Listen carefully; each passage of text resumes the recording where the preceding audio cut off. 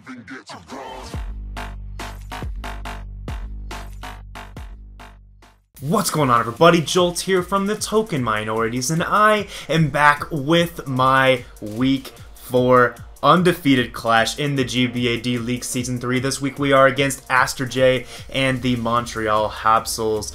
Both of us entering this game with a 3-0 plus 11 record, actually scoring the exact same differential in each of our first 3 matches of this season. So it's just been a perfect storyline, like Aster's been preaching a lot in his battle or in his uploads. This has been the perfect storyline, having the same exact result for the first 3 weeks, and now we are clashing in Week 4 to figure out who is going to enter Week 5 as the unanimous #1 in the league. So this is a pretty exciting game for sure. Make sure to check out my opponent Aster, though. He will be linked in the description below. Very solid battler, also a solid content creator. I believe he live comms all of his games as well, at least in the D-League. I think there's a mixture of post comms and live comms on his channel, but in terms of the D-League, he does live comm all of his matches, and they are very entertaining, so make sure to go check him out if you haven't already. Very, very good commentator as well. Just in general, I think he is one of the strongest pure commentators in the league, so I think you would enjoy his content. So one more thing before we jump into this battle a bit, make sure, of course, to check out the team builder if you haven't already seen that, where I'll be going over the specifics of all of the sets that I'm bringing to this particular matchup, as I think in a lot of people's eyes this was a pretty tough matchup for me just on paper, although I really feel like the team I brought matches up well against any possible combination of 6 mons that he could have brought to this game. So we really went all out on the team building this week. If you want to see exactly what we are bringing for this matchup, then you can make sure to check out that team builder, which will be linked on the first line of the description below. One other shout out I want to give is more of a general shout out to all the guys who helped make this video possible, including the graphics guys, as well as Danica for screen recording my game for me, as my capture card decided to break right before I had to record this. So that's awesome. I'll have to be working on how to try to figure that out and fix that before my next battle, because I kind of want to have my capture card. But even so, that's a thing. Also, of course, shout-outs to the people who helped me out with genning. I believe this team was probably genned by either Danica or the Uzi Gunner. They both helped me out a lot on that, and you can see other links in the description below. Make sure to just go check those out real quick. So let's go ahead and dive into this matchup, as my opponent Aster decided to bring the Mega Blastoise, Cresselia, the Zangoose, the Umbreon, the Salamence, and the Piloswine. So first things first, he didn't bring the Thundurus or the Infernape, so he's bringing fat. Alright, this is a fat freaking team he decided to bring this week, only bringing one of his offensive trio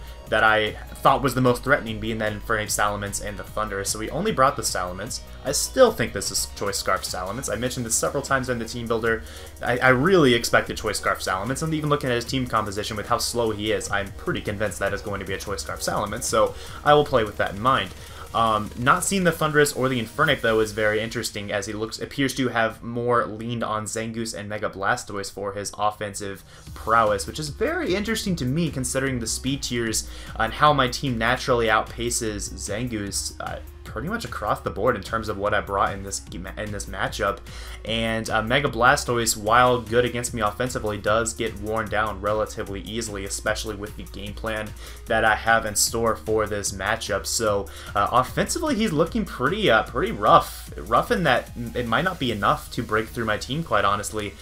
So I do like what I see at team preview in terms of that. What I don't like to see, though, is the fact that he's really fat. Right? He has the Cresselia, Umbreon, and the Piloswine, 3 things that are, and the Mega Blastoise, 4 things that are super annoying to break through, especially with that wish support from the Umbreon. So what I really need to do in this matchup is find a way to get rid of the Umbreon as quickly as possible, and that will be done through my stall breakers. I need to make sure I can chip it down over time. I feel like Tornadus T and Mew both kind of lure in Umbreon. Both of them do have the taunt, so I should be able to keep the Umbreon at point of health, where at least where it can't recover.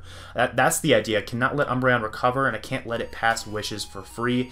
If it's going to pass a wish, I want to make sure I get momentum out of the deal to make sure I can maintain that pressure against this team, because it really is necessary. That momentum really is necessary against a team as fat and as apparently passive as the team that Aster decided to bring is.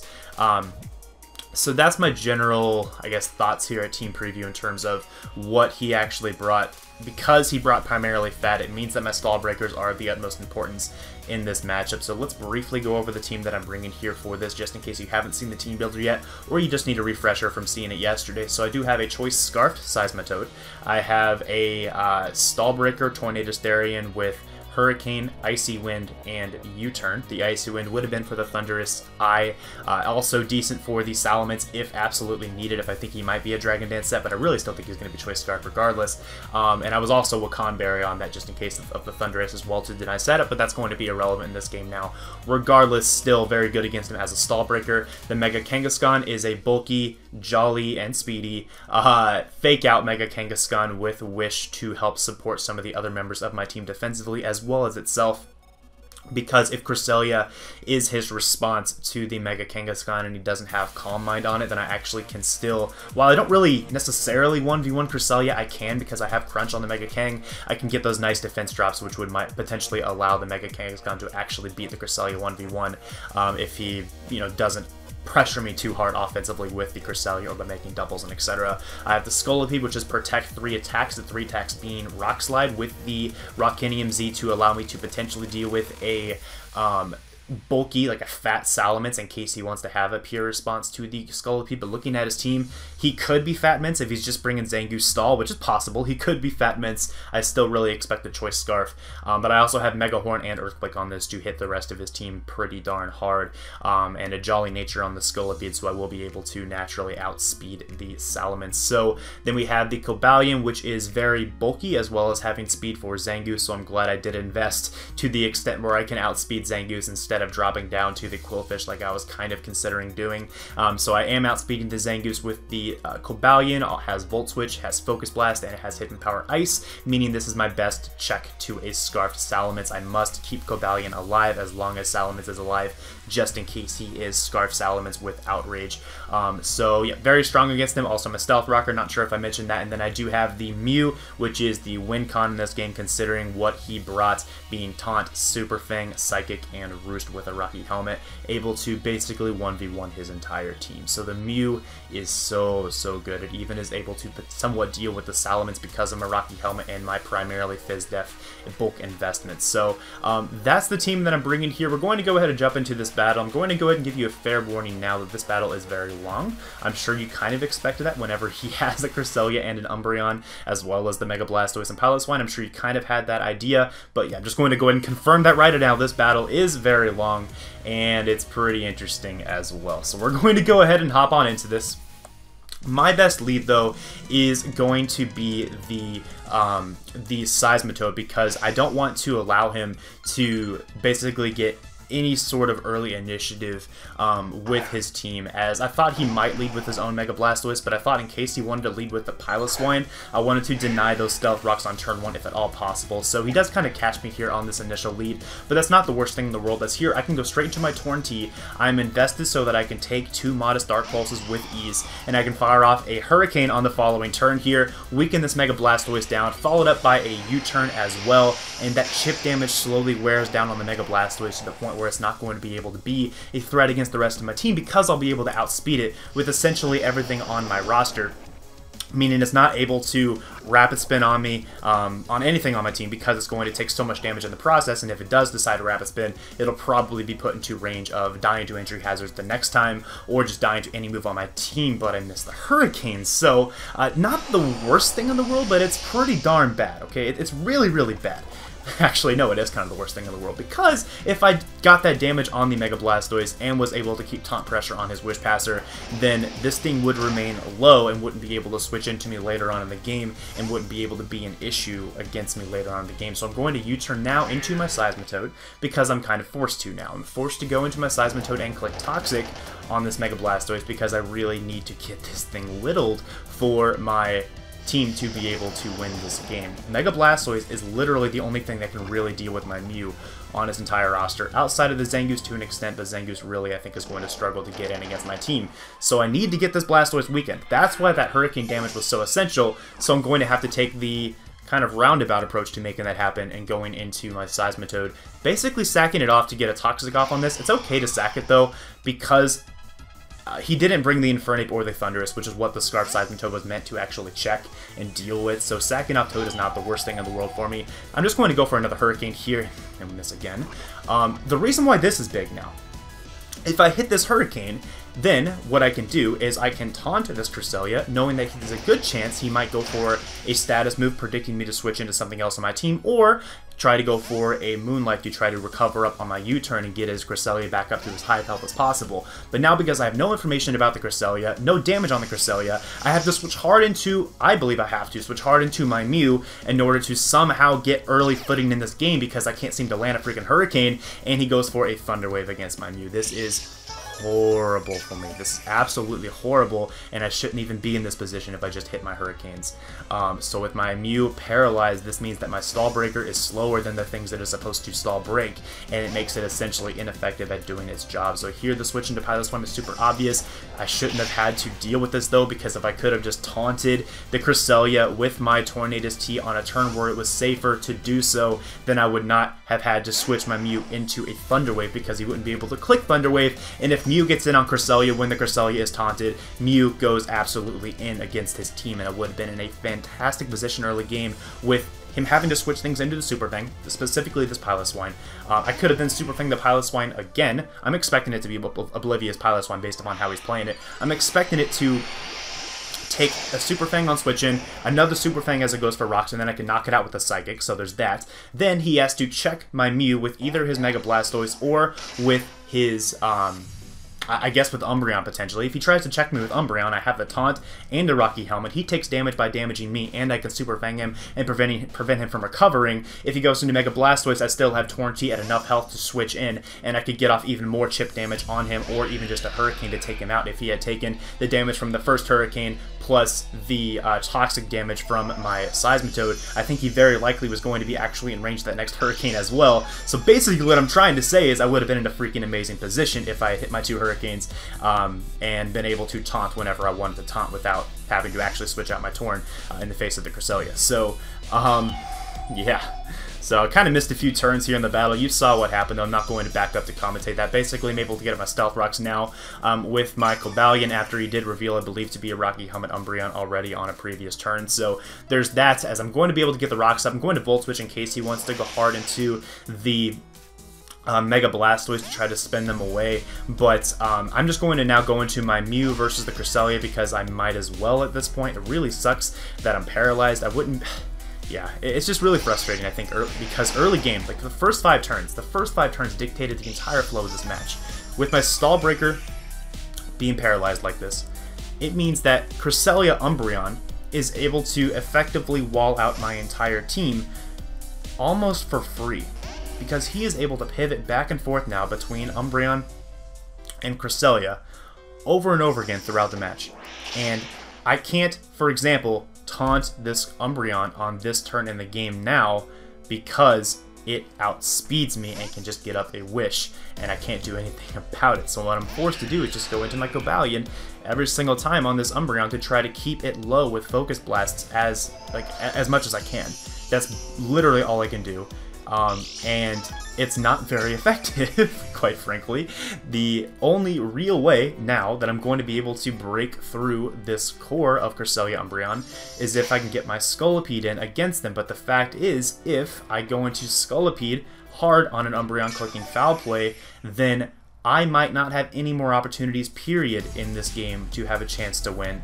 So I really don't think I can make that risk at any point in this sequence because of how big that risk is. And if I get it wrong, I have a strong chance of losing by a huge differential. So you're going to see basically us feeling each other out here for quite a few turns, and this is why the battle becomes so long, because we have just this massive sequence of trying to get myself in a position where I can actually make some sort of move offensively, as yeah, it's certainly a challenge at this point to try to come back after those first 5 turns really screwed me over. So I will probably revisit those first 5 turns here at the end of the battle, just because I think it does deserve a little more time actually than I'm giving to it right now. And there's actually going to be something in the description below that I want you to take a look at if you really are interested in how I think the first few turns of the game would have gone if the Hurricanes hit when I needed them to early game to weaken down the Blastoise and to weaken down the Cresselia and force him into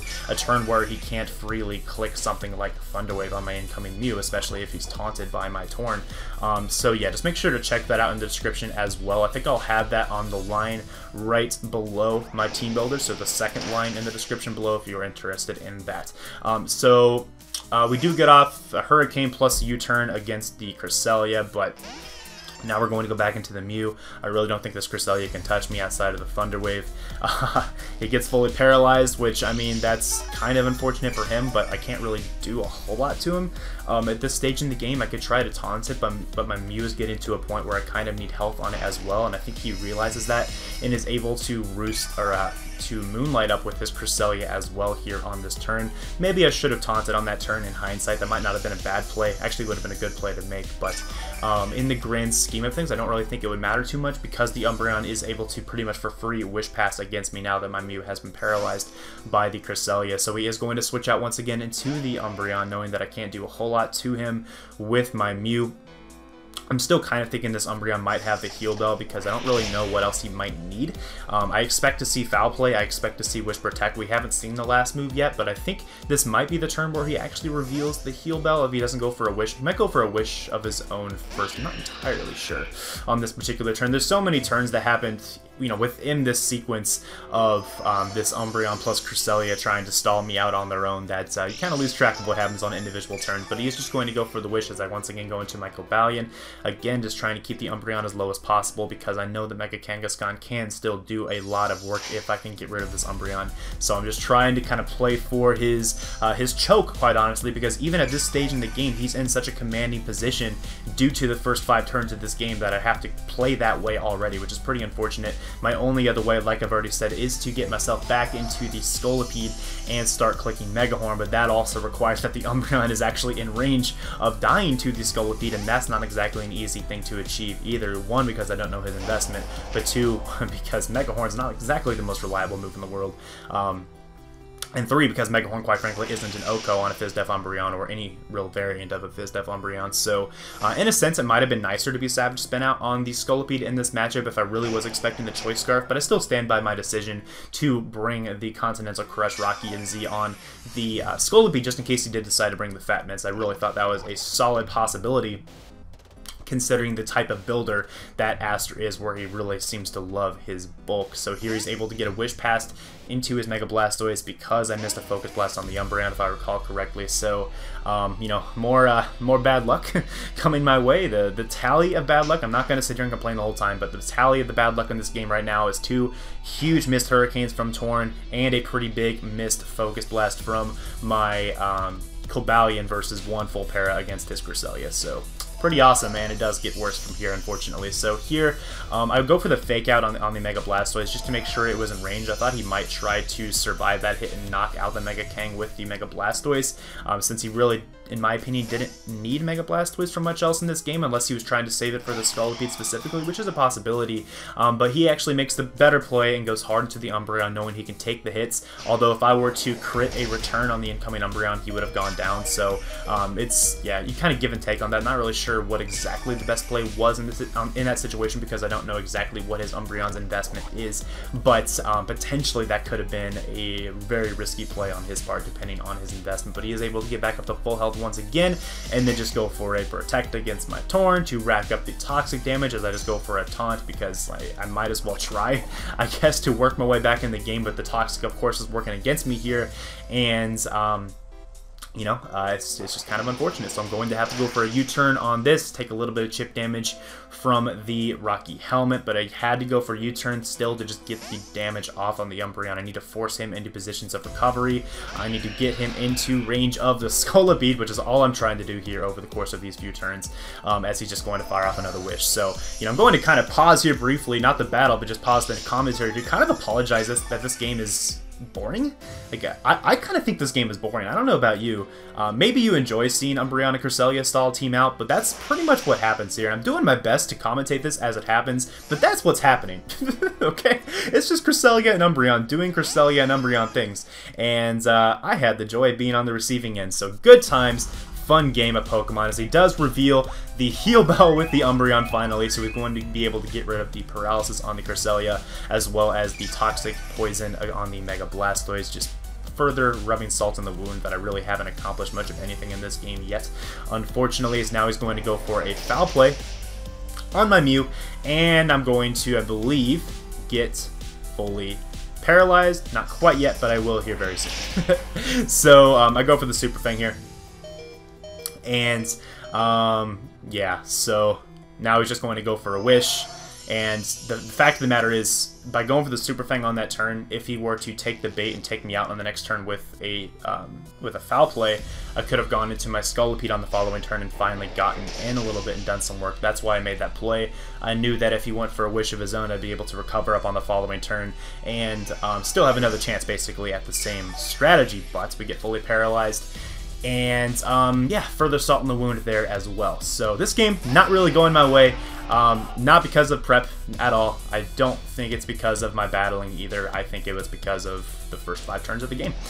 Quite frankly, is now I'm going to go into my Scolipede, knowing that there's a chance the Umbreon might be in range of a Mega Horn. It's probably it would require a high roll if I were able to pull that off. It entirely depends on what exactly his investment is. Unfortunately, I'm not able to knock out the Umbreon, meaning that he's able to fire off a Foul Play and bring my Scolipede down into range of the Piloswine's Ice Shard or the Mega Blastoise Aqua Jet if he happens to have that, but I really doubt that's the case, as I'm going to be able to knock off the Umbreon finally with the Earthquake, but by now the damage is done and it's going to be very hard to bring the game back because I don't have ways to break down the Cresselia. So here he goes into the Piloswine, going to get a little more aggressive and go into my Cobalion here just to try to save a little bit of differential, maybe try to get some momentum back in my favor and see if I can potentially win the game with something else on my team. I really don't know how I'm going to be able to break down Cresselia. I think it's kind of inevitable at this point, but we'll see what happens as I do go into the Cobalion, and here I very nearly clicked Volt Switch. I think I actually do click Volt Switch, expecting him to try to go into his Cresselia. I might actually go for Focus Blast on this turn. It was like a kind of a 50-50 each time, technically, whenever this came up. As he goes into the Cresselia, I think I just click Focus Blast, though, as I do. So I'm going to get off a clean, like, 10% on the Cresselia, which, you know, is important damage. And, yeah, that might not have even done 10%. But, yeah, so at this point, I believe I'm going to have to Volt Switch into my Scolipede, I believe, on the following turn. I'm going to have to kind of wait and see what happens here because I don't actually remember what happens on this turn of the game. I know I go for Volt Switch, but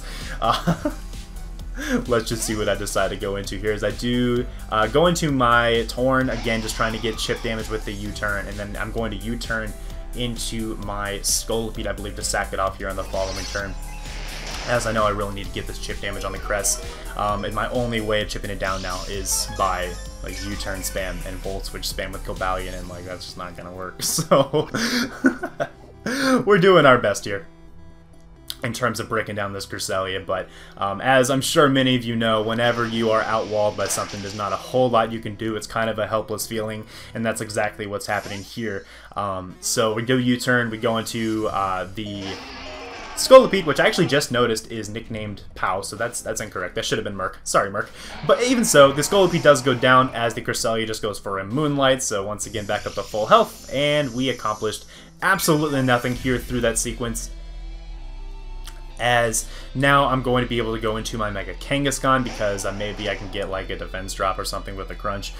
That's kind of what I'm fishing for at this point. Not a whole lot I can do, but we do go for the Crunch, and I believe we're only going to be able to get 1 hit off due to the Rocky Helmet, and we do get the defense drop, so there's a little bit of oh no, we did get 2 hits. We get 2 hits off with this, which is nice. So it's not Rocky Helmet Crest. I'm sorry, Rocky Helmet Umbreon, not Rocky Helmet Crest. Even so, we get off the 2 hits, and he takes me out with the Psychic, so I'm going to lose my Mega Kangaskhan here, and now I'm going to go back into my my Torn T, I believe, to try to get a little bit of Regenerator health back from the U-turn into the Cobalion.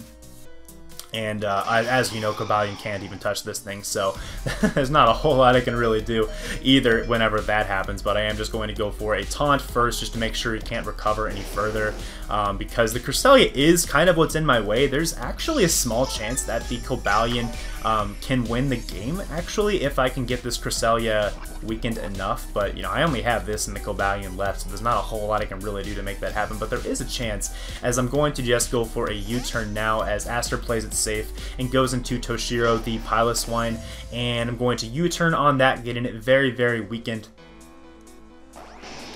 And I'm going to go into my Cobalion, of course. Now here's where I make a little bit of a play just in case he wants to go into the Cresselia. I'm still trying to find a way to win this game.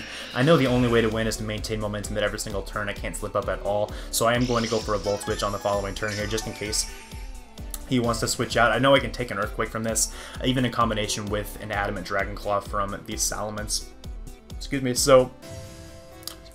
So, he does just go for the Earthquake as I go for the Volt Switch, so good on him. He was just sacking this thing off, I guess, not wanting to risk losing the game, he doesn't really care about differential too much in this case, which is fair enough. That's respectable, as I'm going to go ahead and take the opportunity to claim my differential point, which will be a Focus Blast connecting against the Piloswine. Half expected that to miss considering how the rest of this game was going, but, you know, it is what it is. As down goes the Piloswine, now he's going to be able to go into his Cresselia to finish me off ultimately, as there's no way I'm going to be able to knock out the Cresselia with the combination of a Toxic and Weakened Tornadus T and a Cobalion. That's best way to hit this is probably Hidden Power Ice. So, yeah, so that's going to be the game. I'm going to stop commentating the battle itself now, but again, backing up to the first 5 turns. I've already gone over this, I think, twice at this point, but let me just explain my case one more time, just to make sure we're very clear. If the Tornadus' Hurricanes hit, I know Hurricane's a very inaccurate move. It hits about as often as it misses, if not less so. If those hit like they were intended to, obviously on my end, then the whole stage, the whole scope of the battle changes a lot, okay? Because one, the Mega Blastoise is very weakened. It's like at 50%, okay? Especially, at least at 50% after Stealth Rocks, whenever I would get those up with the Cobalion on the Umbreon later in the game. That's the first thing. Mega Blastoise takes about 50% from the combination of Hurricane and U-turn. Plus, I would still go into my Seismitoad there, and I would still click Toxic on the next turn. No matter what, that would be my play. I did not need Seismitoad to deal with anything else on his team, really. Knockoff was nice for the Umbreon, potentially, but otherwise, its role of being a check to set up Infernape and being a check to set up Thundurus was not needed because he didn't bring those Pokemon. So fair enough, Seismitoad, pretty useless. A Toxic on Blastoise is much more useful, in my opinion, in the long run. So that's the first thing. That happens on turn 2, I guess, whenever I go into the Tornadus from the Seismitoad on the Mega Blastoise, get off that Hurricane, get a U-turn off on turn 3, get a Toxic off on turn 4, sack off my Seismitoad, then I'm going to be able to go back into my Tornadus, which would be still at about 75% of health, meaning I am free to go for another Hurricane on the incoming Cresselia, or if he leaves in the Mega Blastoise to basically bite the bullet, that's pretty cool too. That means it's a whole Pokemon I don't have to worry about. It means Scolipede is able to be a bigger threat much earlier in the game. Now, if he goes into Cresselia on the Tornadus T's Hurricane, I'm able to follow it up with a Taunt as he goes for potentially a Psychic, but also possibly going for, he could have, on the Taunt turn, he could have easily gone for like a Moonlight as well, some kind of non-attacking move. And on that turn, so go for the Taunt, regardless of what happens, Taunt, followed up by a U-turn into Mew. Okay, so if he stays in with Cresselia, which he might, he probably would because that is a Toxic Torn T, I get to go hard into my Mew. I get off a free Super Fang on the incoming Piloswine, which was shown to be his initial switch into the Mew because he wanted Stealth Rocks and because he was oblivious, most likely oblivious. That would have been his play because he really wants Rocks. Then I can go for a second Super Fang on the Piloswine as he goes for those Rocks, knock out the Piloswine with a Psychic if he chooses to leave it in, or he switches into the anything else on his team, and not well, pretty much. He doesn't have a switch into Psychic, was what I'm saying, if that is his course of action, if he wants to preserve the Piloswine. I would assume that he would probably sack off the Piloswine unless he wanted to keep it for the Ice Shard priority against the Scolipede later on, which is possible, but in that case he doesn't have a switch in. He'd go into the Blastoise, it would not be able to take 2, especially in combination with the Toxic Poison. And even if he did, the Mew is still able to survive a Dark Pulse from the range it was at and outspeed the Mega Blastoise. So there's that. Okay, so I don't want to come across as like super salty about this, but the fact of the matter is, those first 5 turns changed so much about the game. The Mega Blastoise weakened, Piloswine potentially gone if he decided to sack it off, and then Mew still not statused. It would have taken a very good setup from him to be able to get the Mew statused, and I am able to play more safely with my Mew, the confirmed win condition at Team Preview, if I am in a commanding position early game. But because of the early hacks against me, I have to play more aggressively with my Mew, and that puts me in a position where I get paralyzed by Cresselia's Thunder Wave instead of being able to taunt it before risking my win condition in its face. So yeah, I'm going to cut the rant there, but again, in the description there is a short little paste. I kind of theory-mined out what I think would have probably happened on the first 13 turns of the game or so. Feel free to check that out and see if you agree with where I stand on this game. But the fact of the matter is we did lose this game, despite the fact that my prep probably should have put me in a better position than it really did. But that's Pokemon. It's the game we play, and I did lean on Hurricane, so that is on me as well for that happening.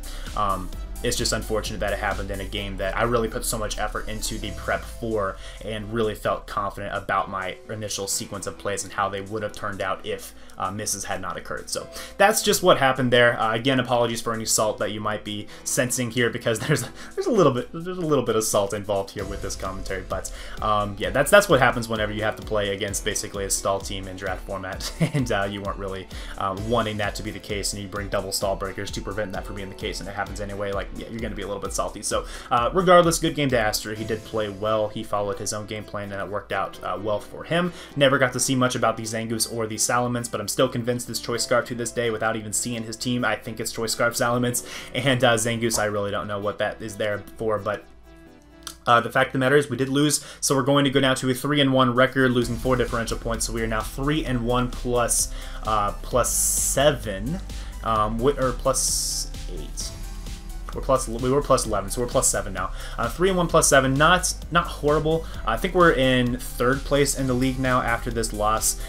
So, you know, we're still in the top 4, which is all that really matters in the grand scheme of things, being in that top 4, but you know, it's just annoying that it could have been a different story entirely if things had played out differently, but it is what it is. So once again, good game to Aster. Make sure to check him out. Again, linked in the description below. And I think we're going to sign off here. So hope you guys did enjoy. Next week we have a game against Regulator, the Los Angeles Clefable. Probably the fan favorites, if not 6-Foot Hacks, one of those two in the entire league. So that'll be kind of exciting to see if we can maybe disappoint his fans a little bit. We'll see on that. But thanks for watching, guys, and I will see you all next time. Peace.